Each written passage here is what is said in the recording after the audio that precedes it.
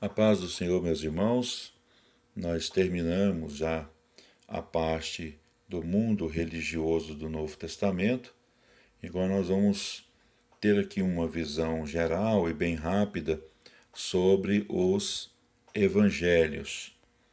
Primeiro vamos observar aqui o significado do termo evangelho. Significa boa mensagem, boa notícia ou boas novas. O nome evangelho, deriva do grego evangelion, que significa uma boa mensagem, uma boa notícia. Bom, angelion, mensagem. Então vamos aqui. Os 4 evangelhos.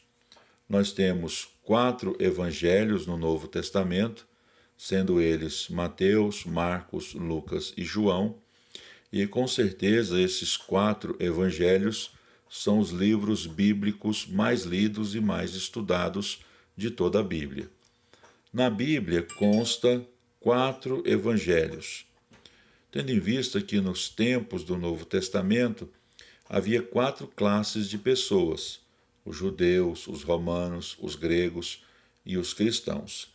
Então, cada um dos evangelistas escreveu para uma dessas classes. Mateus escreveu aos judeus, mostrando-lhes Jesus como o Messias. Inclusive, o animal, que caracteriza, que exemplifica, que ilustra o evangelho de Mateus é o leão. Marcos escreveu aos romanos, mostrando-lhes Jesus como conquistador poderoso e também aquele que veio para servir. E o animal que ilustra o evangelho de Marcos é o boi, pelo fato dele servir, dele ser um servo.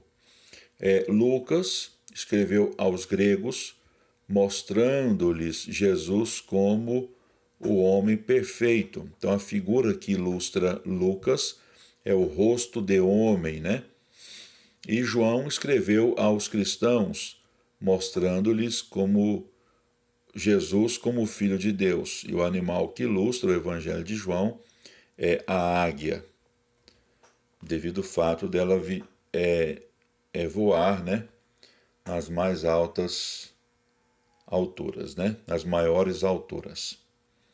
Os evangelistas não escreveram uma biografia completa de Cristo. Então, os evangelhos não são biografias, ou escritas acerca de Jesus de modo completo. Os evangelhos não têm essa pretensão de falar sobre tudo que Jesus fez, falou.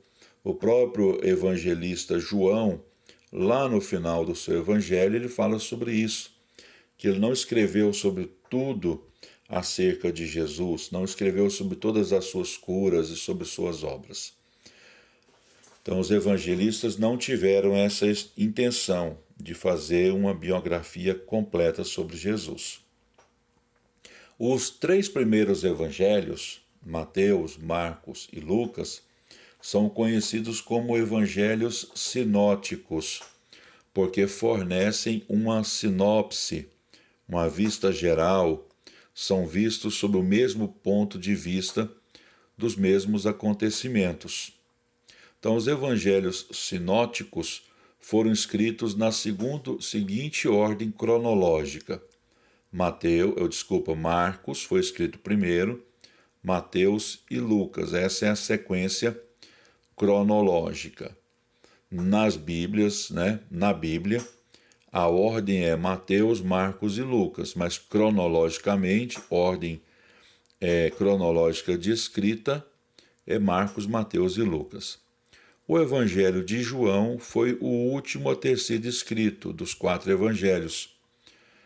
O Evangelho, conforme João, foi escrito em base inteiramente diferente dos evangelhos sinóticos.